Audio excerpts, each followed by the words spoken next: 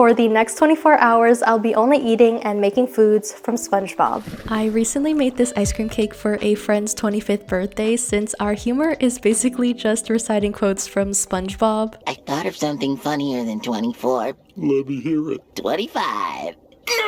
And oddly, I started to feel super nostalgic. Actually, I don't know if I can say that since I still regularly watch it as an adult, but anyways, I thought it would be the perfect time to live out my childhood dreams and eat the fictional foods from one of my favorite shows growing up. Food is, of course, a huge part of the show, and I'd actually forgotten how many iconic ones there are. Plus, the animators make them all look so good somehow. So I'm super excited to recreate a few of them today, and let's get started with breakfast. I think this one might just be a meme. I have it! Canned bread! But I thought it would be a fun one to recreate, and it's perfect for breakfast. In terms of cooking, this one is pretty simple. It's just bread in a can, and I guess we'll have to figure out how to get the bread in the can, but first let's focus on the dough. I decided to make my favorite type of bread, which is milk bread, and it's a lighter, fluffier, and slightly sweeter white bread. And to make it, we're adding eggs, butter, and condensed milk to the yeast before kneading in the flour. And you can do this by hand and get an amazing arm workout or use a stand mixer. Either way, you want to knead until the dough is super soft and smooth and then let it rest for about an hour. That means you have about enough time to watch like 6 episodes. When the dough has doubled in size, it's time to relieve all of that stress, and then we can form it into loaves. Once they're ready, place them in their greased tins, which I made by removing the bottoms of what were previously baked bean cans, and then let that rise for another hour. And in the meantime, my cat and I did some arts and crafts and drew, printed, and cut out the labels for the cans. Okay, while those baked, I realized that my breakfast was just gonna be white bread, so I needed something to put on the bread, and what's more fitting than some jellyfish jelly. Apparently, jellyfish jelly tastes like strawberries. There is nothing better than the taste of natural jelly from a jellyfish. So in a saucepan, I combined pureed strawberries, sugar, pectin, and lemon juice and boiled that for around 8-ish minutes until it bubbled and thickened like this. Okay, final steps for the canned bread. Cut off any excess that might have baked over the tops. Also, look how fluffy this looks. And finally, you can place on the labels we made earlier. I don't know what's happening to my voice. Anyways, I know it's just jam and bread, but I was still so excited to open the cans and see how they turned out.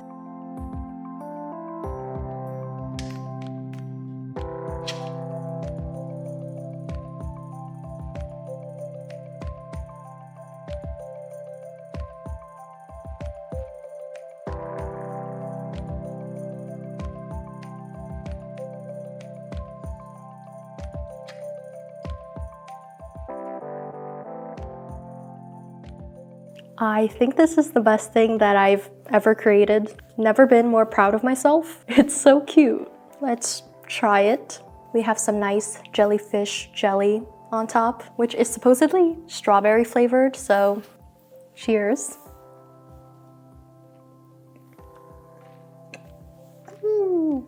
It's so good. The bread is like an elevated white bread. It's slightly sweet, very soft and fluffy on the inside. The fruity and slightly sweet flavors go perfectly on the bread and make a beautiful breakfast. Okay, I'm gonna go finish my breakfast and I'll see you for lunch. You can't make foods from SpongeBob and not include the iconic Krabby Patty.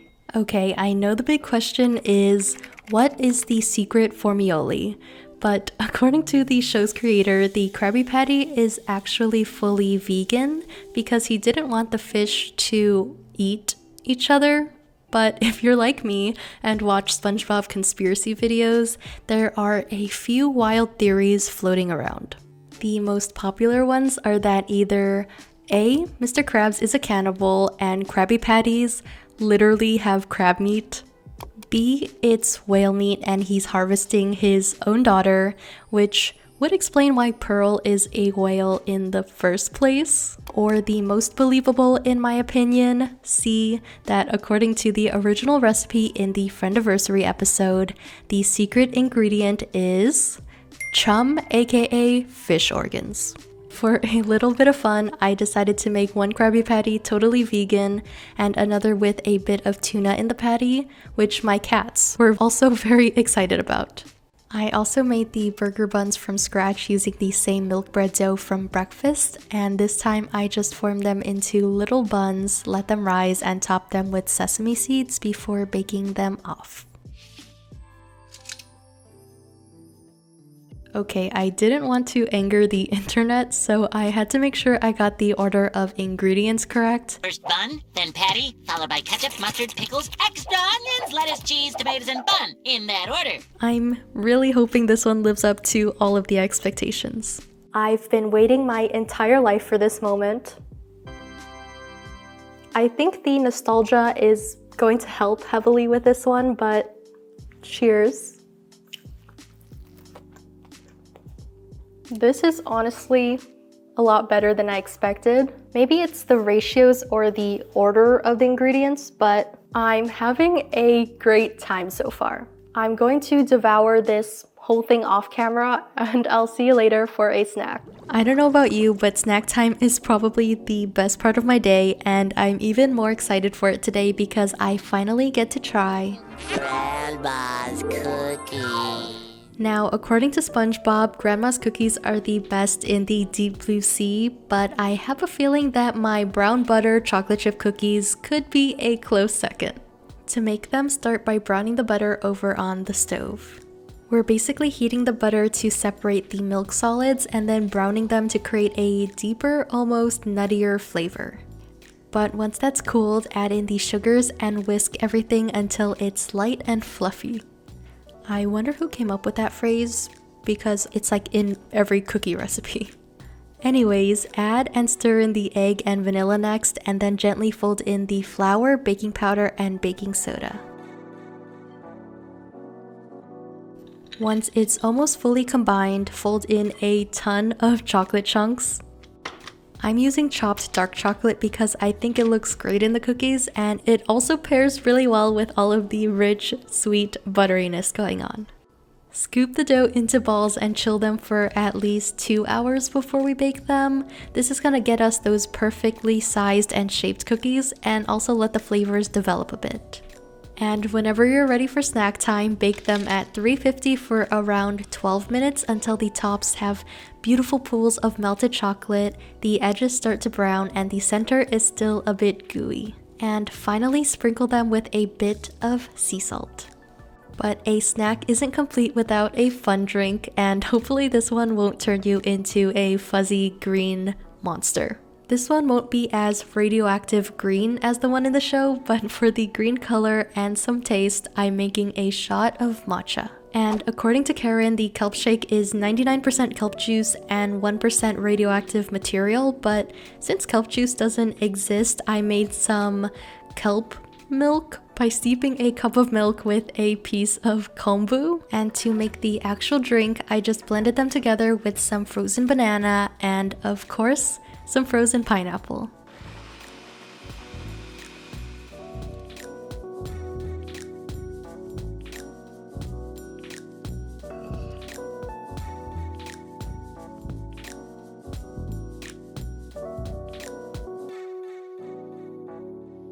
Let's try the kelp shake first. It doesn't look as radioactive as the one from the show, but let's taste it.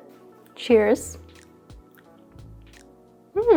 Very good. The pineapple and banana add a nice tropical fruitiness, but honestly, you can't really taste the kelp or the matcha. I was thinking there was going to be more of an earthy vegetal taste, but honestly, it just tastes like a very nice smoothie. Just look how beautiful this is. There is an insane amount of chocolate in this cookie. I'm so excited. Cheers. It's so good. Okay, I'm gonna try my best to put this into words, but literally the best chocolate chip cookie I've ever had. It's like a grown-up chocolate chip cookie. The nuttiness from the brown butter with the flaky salt on top and the dark chocolate is a perfect combination. I literally cannot stop salivating. I'm going to need some alone time with this cookie, so I'll see you later for dinner. Please let me know if I'm the only one, but I legitimately sing this song every time I have pizza. The Krusty Krab pizza is the pizza for you and me. So the Krusty Krab pizza just looks like a regular cheese pizza with toppings, but the lore behind it is that a customer orders a pizza for delivery and Mr. Krabs just smashes and morphs Krabby Patties into one. So I wanted to make sure that the pizza had all of the Krabby Patty flavors and ingredients, except lettuce, because that literally sounds disgusting. So that's where the sauce comes in. I made the sauce by caramelizing chopped onions, adding the tomato flavor with some tomato paste and actual chopped tomatoes, and it wouldn't be a burger pizza sauce without the pickles, ketchup, and mustard. Also, I ended up blending it because the chunks of pickle were starting to weird me out. But to keep on the burger theme, I made the pizza crust out of the same burger bun dough from earlier in the day, and I spread some of that very appetizing pizza burger sauce we just made on the crust and topped it with some shredded mozzarella cheese. For the toppings, I placed exactly 8 mushrooms and 7 vegan pepperonis on top, and I think this made it look really cute, but I sprinkled some sesame seeds on the crust to make it resemble a burger bun. Then it went into the oven and it was honestly looking pretty good. Now, I don't know how to feel about this one. Everything was honestly super tasty except for the sauce. Like, it almost had too much flavor, and I would think I was right to be weirded out by the pickles because literally everything just tasted like pickles. But I ate as much as my body let me before I felt sick and enjoyed a few more episodes before moving on to dessert. Again, let me know if I'm the only one, but I don't know how to explain it. One of my most vivid memories from my childhood is watching the SpongeBob movie. Like, the ice cream lady still haunts me to this day, and I sing Goofy Goober Rock all the time, so it only felt right to end the night with the infamous I'm a goofy goober, yeah. You're a goofy goober, yeah. We're all goofy goobers, yeah. But since this is just a strange and oddly cute looking banana split sundae, and this is a cooking channel, I still wanted to make a few things from scratch. So earlier in the day, I made some homemade chocolate fudge for his little hair and some homemade vanilla ice cream. To make the ice cream custard, whisk together the egg yolks and vanilla paste along with some salt and sugar. Whisk in the milk and heavy cream until there's no clumps and it's super smooth, and pour it into a pot over the stove. Heat this gently over medium-low heat, making sure to constantly stir. You're gonna want to do that because this can easily turn into a very weird scrambled egg situation. So just, yeah, be aware of that, and basically heat this until it slightly thickens up, and we're going to immediately strain this just in case you have some scrambled egg, and then we're gonna chill it in the fridge for at least 3 to 4 hours. To actually turn this into ice cream, we're gonna spin it in an ice cream machine until it reaches a soft serve consistency and freeze it until we're ready to form our little goobers. Okay, at this point it was 12 a.m. and I think I was starting to lose my mind, but I pushed through the madness and started putting together the sundae by scooping and forming the ice cream into a little mound body shape. Then I added on the M&Ms and sour straw as his little face and piped on some fudge as some hair. And before it completely melted off, I skewered the banana and cherries on as the arms and hat. At least I think it's a hat. But ta-da! I think I was really gone at this point, but let's see what all the fuss is about. It's literally midnight and this is what I'm up to, so I think I've kind of lost my mind while making this. Also, this is from one of my favorite episodes in the show, so even though I'm exhausted, I'm very excited to try this. How do I eat him? Cheers. Oh wow, the ice cream is actually so good. Frozen candy is always superior. I guess I'll try some of this. The chocolate fudge, perfect.